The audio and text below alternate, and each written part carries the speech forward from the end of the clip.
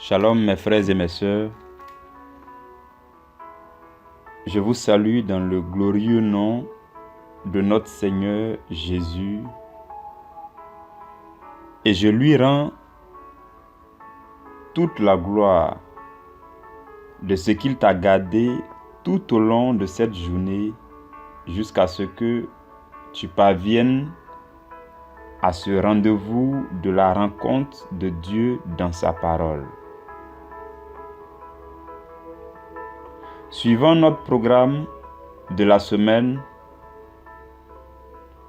le sous-thème que nous méditons aujourd'hui, c'est le mystère du ministère privé. Le mystère du ministère privé.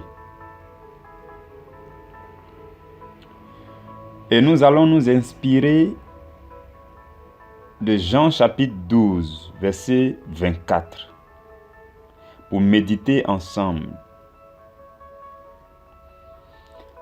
En cette heure matinale et douce,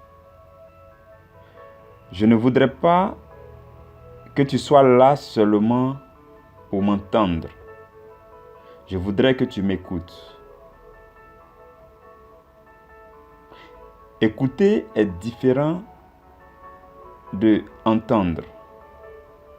Parce que écouter, c'est impliquer et appliquer toute son attention pour assimiler les profondeurs de ce qu'on entend. Soyez donc avec moi en m'écoutant et non en m'entendant seulement. Souvent, bien écouter requiert que l'attention ne soit pas partagée. Je lis donc notre texte d'appui qui est tiré du livre de Jean chapitre 12 verset 24. Jésus dit: en vérité, je vous le dis, si le grain de blé qui est tombé en terre ne meurt, il reste seul. Mais s'il meurt, il porte beaucoup de fruits. Je reprends la lecture. En vérité, je vous le dis, si le grain de blé qui est tombé en terre ne meurt, il reste seul. Mais s'il meurt, il porte beaucoup de fruits. Frères et sœurs, en ce soir, le Seigneur veut nous transmettre quelque chose de mystérieux. Quelque chose de mystérieux concernant la vie et la mort. Lorsque nous écoutons ce verset, nous pouvons avoir l'impression que la vie vient de nulle part.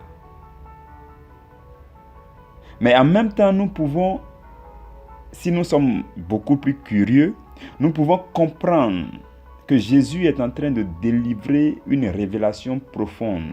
Comme quoi, toute vie ne provient que de la mort.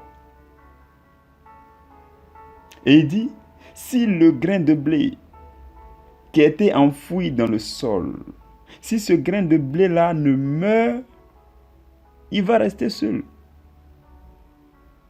Mais si ce grain de blé meurt, il portera beaucoup de fruits. Mourir, qu'est-ce que cela veut dire? Qu'est-ce que nous devons entendre par mourir? Parce que là, Jésus est en train de dire que si on ne peut porter beaucoup de fruits que si on parvient à mourir. De quelle mort Jésus nous parle-t-il?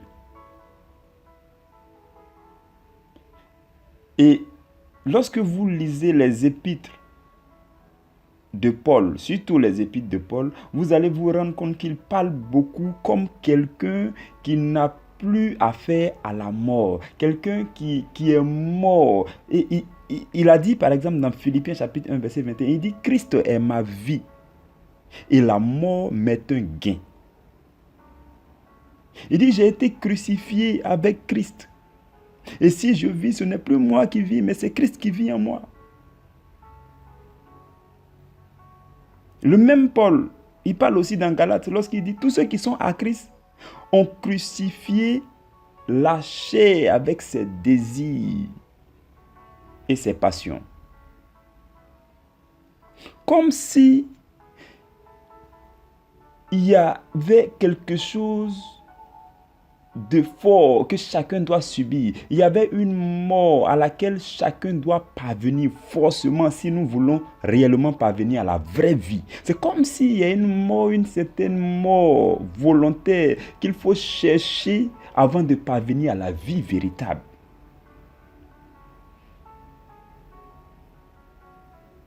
Et ce qui va me marquer à travers les Écritures, c'est que Romains chapitre 14, verset 9 va nous dire que Christ est mort. Écoutez bien ce que je vais nous lire.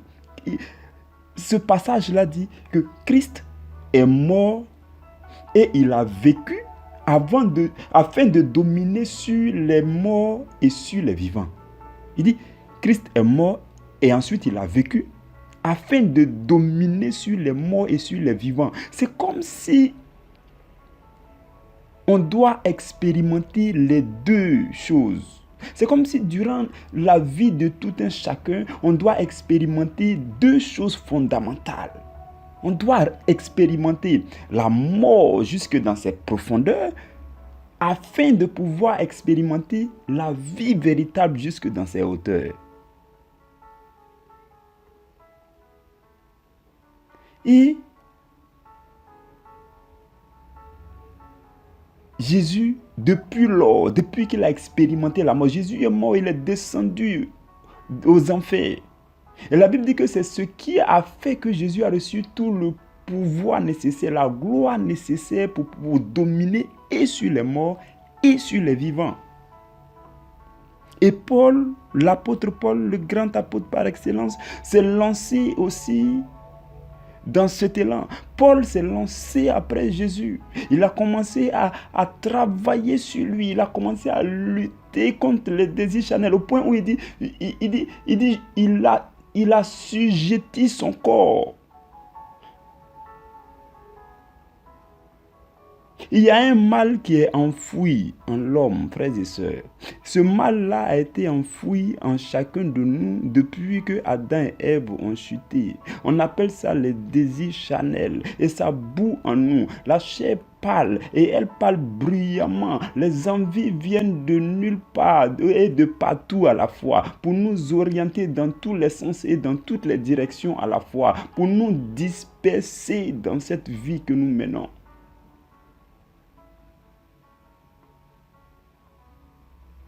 C'est cette chair qu'il faut crucifier. Et c'est ce que la Bible dit dans Romains chapitre 8. La Bible dit que la loi n'arrivait pas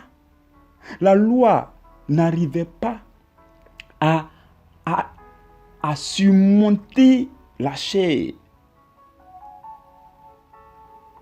Et que c'est pour cela que Dieu a condamné le péché dans la chair, et il a fait venir son fils Jésus-Christ dans un corps, afin que Christ soit crucifié, que le péché soit condamné dans la chair.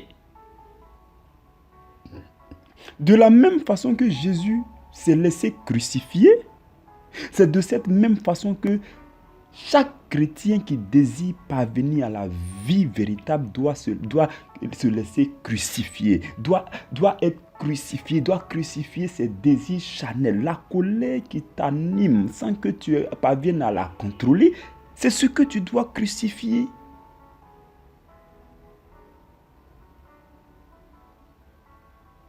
Le désir charnel qui t'anime et qui fait bouillonner en toi toute idée de perversité, c'est ce que tu dois crucifier.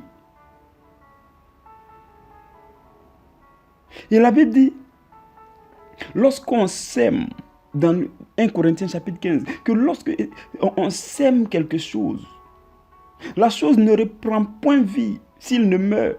Ça, c'est Paul qui est en train d'argumenter maintenant. Il reprend la même chose que Jésus a dit.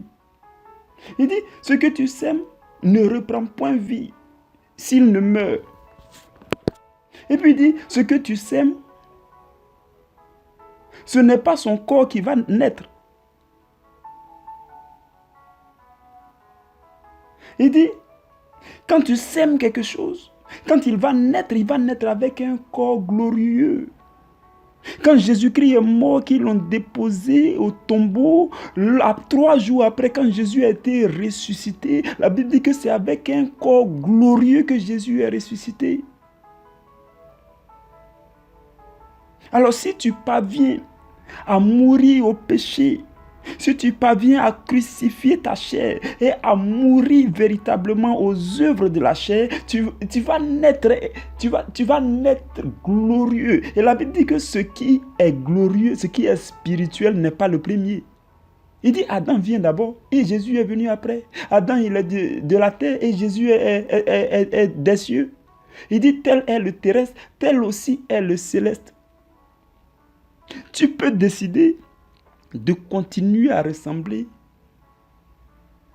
à Adam, à demeurer dans la chair. Mais ce n'est pas cela ta destinée. La destinée, ce que Dieu prévoit pour toi, c'est que tu vives une vie glorieuse et que tu ne sois pas charnel, mais que tu sois spirituel. C'est ce que Dieu désire de toi et que tu resplendisses pour que la lumière de Dieu transparaisse à travers toi et que le monde voit et se pose la question, qui est derrière celui-là? Il a un Dieu, elle a un Dieu, elle a quelqu'un qui soutient toutes ses actions. Qu'est-ce qui se passe? Sans parler au monde, si tu parviens à crucifier réellement ta chair, Jésus lui-même va transparaître à travers ta vie. Il dit, Saint Paul dit, il y a des corps terrestres et puis il y a des corps célestes. Il dit, autre est l'éclat du soleil, autre est l'éclat de la lune, autre est l'éclat des étoiles. Et puis il dit, même les étoiles diffèrent en éclat les unes des autres. Mais, parlant des étoiles comme exemple du soleil, ainsi de suite, Saint Paul fait allusion à ceux-là qui sont morts au péché, ou du moins qui ont parvenu à un certain niveau de mort. Et qui sont en train de renaître avec un corps glorieux. Mais parmi eux encore, il y en a qui brillent beaucoup plus, il y a d'autres qui sont en train de briller un peu. Mais toi, à quel niveau tu es? As-tu commencé à briller? As-tu commencé à être un corps céleste? As-tu commencé à abandonner plusieurs idées charnelles, désirs charnels qui brillent? As-tu commencé à lutter dans ta chair contre le péché? Jésus dit, vous n'avez pas encore lutté contre le péché jusqu'au sang. Ça veut dire qu'on doit lutter contre le péché avec le secours et la grâce de l'Esprit de Dieu. L'Esprit de Dieu, lui, se tient disponible à tout moment pour nous conduire, pour nous orienter, pour nous aider, pour nous fortifier dans notre esprit.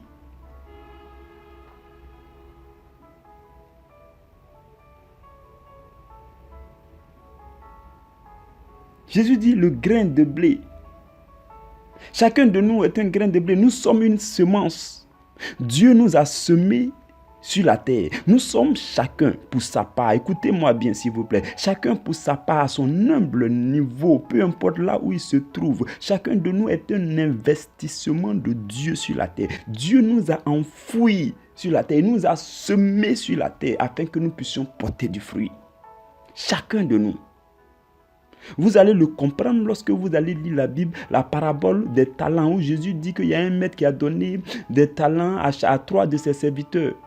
La Bible n'a jamais parlé qu'il y a un serviteur qui n'a pas reçu de talent. Même celui qui n'a rien reçu a reçu au moins un talent. Chacun de nous, à son humble niveau, là où il se trouve, a quelque chose de Dieu en lui. Il a quelque chose que Dieu a mis en lui et il a semé sur la terre. Nous sommes un investissement. Je suis convaincu que si vous investissez dans un business qui ne porte pas au bout d'un certain moment, en tant qu'homme, vous êtes prêt à stopper ce business. Mais Dieu ne vous a pas encore stoppé en tant que son business. Dieu ne nous a pas encore stoppé, il n'a pas encore avorté le business, Dieu n'a pas encore arrêté le projet. Dieu, il est amour et sa foi est infinie. C'est pourquoi il continue de nous garder en vie, de nous maintenir en vie, parce que ce qu'il a mis en nous avant de nous s'aimer sur la terre, il sait que cela peut se réaliser. Et si tu m'écoutes en cette heure, c'est parce que Dieu sait que avec toi, ce qu'il a prévu faire peut se réaliser. Le monde, regardez un autre mystère, s'il vous plaît. C'est que tout fruit, la plupart du temps, les fruits ont un noyau ou bien quelque chose sur eux qui leur permet de reproduire. Donc, quand vous voyez un fruit, ne voyez pas seulement le fruit. Un seul fruit avec son noyau peut donner une forêt. Donc, toi qui m'écoutes en ce moment, tu n'es pas singulier, tu n'es pas unique, mais tu es une nation. Pense à ces personnes qui attendent de t'entendre afin de se convertir. Pense à ces personnes qui attendent de te voir changer de comportement, marcher correctement, et ne serait-ce que ça peut les convertir. Frères et sœurs, en ce soir, par la grâce du Seigneur, par la puissance de l'Esprit de Dieu, nous sommes en train de recevoir ce qu'il nous faut. Ce qu'il nous faut afin de porter beaucoup de fruits, ce qu'il nous faut afin de prendre conscience que Dieu nous a semés et que nous devons mourir à nous devons mourir à nos désirs personnels, nous devons mourir à notre volonté propre afin de nous soumettre à la volonté de Dieu. C'est alors que nous porterons beaucoup de fruits. Que Dieu te bénisse chez toi. Amen.